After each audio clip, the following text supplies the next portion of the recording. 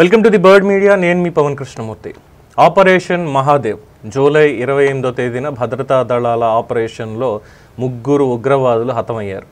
దీనికి సంబంధించి మన మేధావులు, మహానుభావులు, మాజీ మంత్రి, రాజ్యసభ సభ్యులైనటువంటి చిదంబరం, మాజీ ఆర్థిక శాఖ మంత్రిగా పనిచేసినటువంటి చిదంబరం గారు అసలు వాళ్ళు పాకిస్తాన్ వాళ్లే అనడానికి మీ దగ్గర ఉన్నటువంటి సాక్ష్యాలు ఏంటి, వాళ్ళు మన వాళ్లే, ఇదంతా కూడా కుట్రకోణంతో చేశారు, ఎన్నికల దీనికి సంబంధించినటువంటి దాంట్లో, అలాగే కాంగ్రెస్ని తొక్కేయడం కోసం ఇదంతా చేశారు తప్ప ఇంకోటి కానే కాదు, మోడీ ప్రగల్భాలు పలుకుతున్నాడు ఇది అంతా అని చెప్పి కాంగ్రెస్ని భూస్థాపితం చేసే విధంగా, సమాధి కట్టే విధంగా వ్యాఖ్యానం చేశారు. ఆఫ్కోర్స్ దాని మీద నేను కూడా మాట్లాడడం జరిగింది. నేను ఇప్పటికీ నా మాట కట్టుబడి ఉన్నా. ఎందుకంటే పహల్గాం ఇంటెలిజెన్స్ ఏమైందని ప్రశ్నించాం. ఇంటెలిజెన్స్ వాళ్ళు ఏమయ్యారో తెలియలేదా అంతా అనేది మనం ప్రశ్నించాం. ఇంటెలిజెన్స్ వైఫల్యం ఉందా అంటే ఎస్ఆర్ నో అనేదానికి మన దగ్గర సమాధానం లేదు. అది ఒక పాయింట్.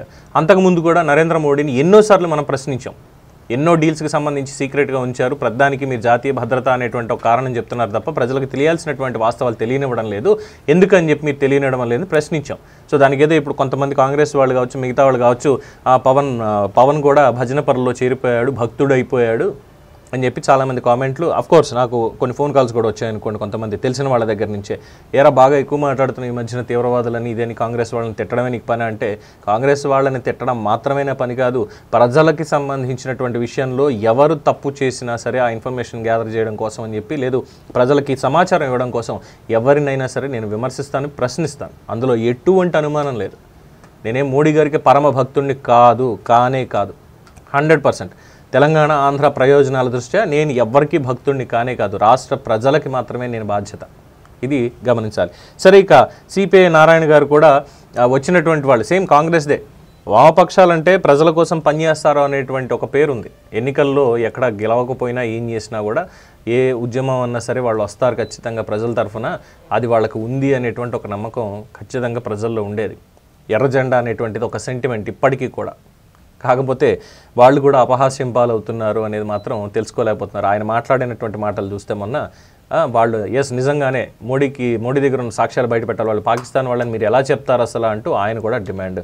దానికి తగ్గట్టుగా బలమైనటువంటి సాక్ష్యాధారాలు ఇప్పుడు ఖచ్చితంగా దొరికేయడంలో అతిశయోక్తి లేదు. కావాలంటే చెక్ చేసుకోవచ్చు.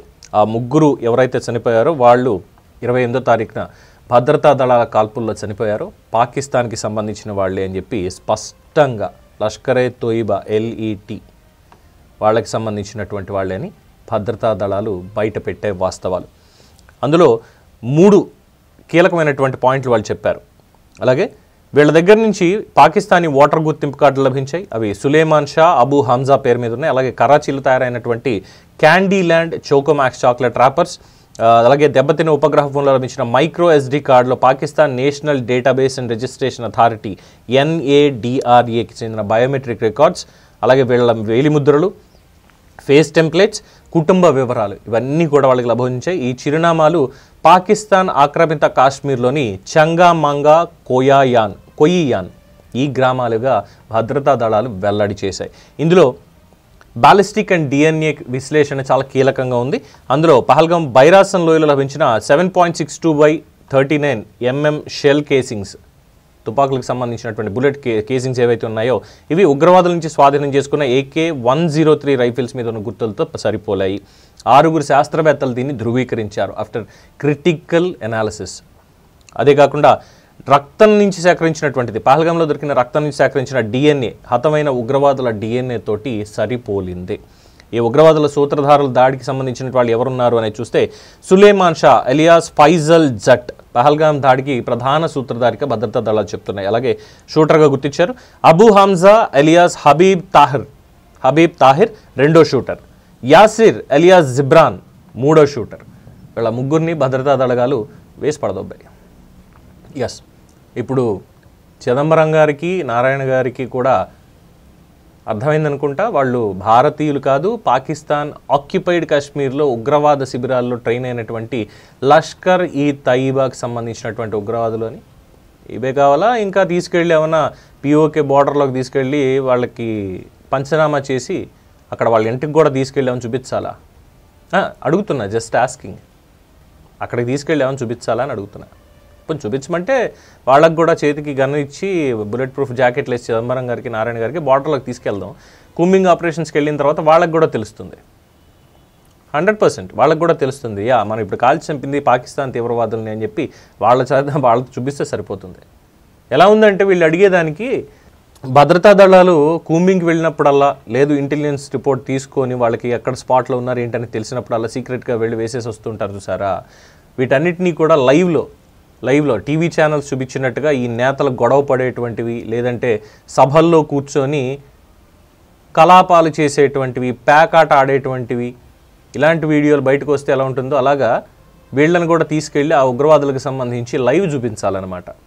ఎక్కడి నుంచి ఏ ఫ్లైట్ ఎగురుతోంది, ఏ ఫైటర్ జెట్ ఎగురుతోంది, ఎక్కడి నుంచి డ్రోన్ ఎగురుతోంది, ఎక్కడి నుంచి మనం ఇవి పంపిస్తున్నాం, అలాగే రాకెట్ లాంచర్లు ఏ ప్లేస్లో ఉన్నాయి, ఇవన్నీ లైవ్లో పెట్టి చూపించి ఇక ఫలానా చోట ఉన్నానరా మేము అని చెప్పి మిగతా వాళ్ళకి చెప్పాలన్నట్టుగా ఉంది వీళ్ళ పరిస్థితి, వీళ్ళ వాదన. మోడీ గారిని, కేంద్ర ప్రభుత్వాన్ని విమర్శించండి, తప్పే లేదు. విమర్శించడం అనేది ప్రజాస్వామ్యంలో రాజ్యాంగం మనకి ఇచ్చినటువంటి ఒక హక్కు. ఎందుకంటే మనం ఓటు వేస్తున్నాం కాబట్టి వాళ్ళు సరిగ్గా పని చేస్తున్నారా లేదా అనేటువంటి దానికి ఖచ్చితంగా విమర్శ చేయాలి, అందులో పొరపాట్లు ఉన్నాయి అంటే. అలాగే విమర్శలు చేసిన తర్వాత కేవలం విమర్శించడం మాత్రమే పని కాదు, ఆ విమర్శకి తగ్గట్టుగా సలహాలు సూచనలు కూడా ఇవ్వాలి. దానికి ఇదిగో ఇది చేస్తే మీకు బాగుంటుంది అని. అంతేగాని మా దిక్కుమాలిన రాజకీయం మేము చేసుకుంటాం, మేము ఇలాగే మాట్లాడతాం, మాదంతా కూడా కేవలం ఓట్లు ప్రాతిపదికన, మా ఓటు బ్యాంకు ప్రాతిపదికన మాత్రమే ఉంటుంది, మేము ఓడిపోతే ఈవీఎంలను గట్టిగా నిందిస్తాం, దీనికి ఎవ్వరూ అతీతులు కాదు. తెలుగు రాష్ట్రాలుగా దేశంలో ఎవ్వరు కూడా అతీతులు కాదు. ఎందుకంటే 2019 ఎన్నికల్లో ఈ అనుమానాలు అందరికీ వచ్చాయి, ఈవీఎంలు ట్యాంపర్ చేశారు అనేటువంటిది. అందరూ దీని మీద వెళ్ళారు, కోర్టుకు కూడా వెళ్ళారు, వీవీప్యాట్ లెక్క పెట్టమన్నారు, అంతా అయింది. అప్పుడు 300 పైచిలకు సీట్లు భారతీయ జనతా పార్టీ సింగిల్గా వచ్చాయి. సింగిల్గా తిప్పి కొడితే 2024 ఎన్నికలకు వచ్చేసరికి ఏమైంది? అప్పుడు కూడా ఈవీఎంలే పనిచేసాయా ఏమన్నా అంటే మళ్ళీ ఫేజ్ 1, 2, 3, 4 ఇలా మాట్లాడుకుంటూ వస్తారు. అప్పుడు కూడా ఫేజ్ 1 to ఫేజ్ 5 ఎన్నికలు నడిచాయిగా, 8-9 ఫేజుల్లో నడిచాయి ఎలక్షన్స్. మరి అన్నప్పుడు వచ్చినప్పుడు ఈసారి భారతీయ జనతా పార్టీకి తగ్గాయి. కూటమి ప్రభుత్వం ఎన్డీఏ అలయన్స్లో మిగతా పార్టీల మద్దతు లేకుండా బీజేపీ గవర్నమెంట్ని ఫామ్ చేయలేదు. ఇప్పుడు కూడా మళ్ళీ ఈవీఎంల మీద పడతారు, లేదంటే ఇక ఉగ్రవాదులు మనవాళ్లే అంటారు. ఈ దిక్కుమాలిన రాజకీయాలతోటి ప్రజల్ని మభ్యపెట్టడం, దాంట్లో చలి కాచుకోవడం తప్పితే ఈ రాజకీయ నాయకులకు పెద్ద ఏం పని లేకుండా పోయినట్టుగా అయిపోయింది. సో మొత్తానికి చాలా క్లియర్గా అర్థమైందనుకుంటా, పాకిస్తాన్ నుంచి వచ్చినటువంటి ఉగ్రవాదులు మాత్రమే ఇది చేశారు, వాళ్ళనే మన వాళ్ళు మట్టుబెట్టారు అనేటువంటిది లేదు. ఇంకేమైనా చెప్పాలంటే ఇందాక అన్నట్టుగా తీసుకెళ్దాం, బోర్డర్కి తీసుకెళ్దాం. మీరే ఉంటారు, మీ అభిప్రాయాన్ని కామెంట్స్ రూపంలో తెలియజేయండి. చూస్తూనే ఉండండి ది బర్డ్ మీడియా. ఈ వీడియో కనుక మీకు నచ్చినట్టయితే లైక్ చేయండి, షేర్ చేయండి, సబ్స్క్రైబ్ చేయండి, అలాగే పక్కనే ఉన్న బెల్ ఐకాన్ని క్లిక్ చేయండి.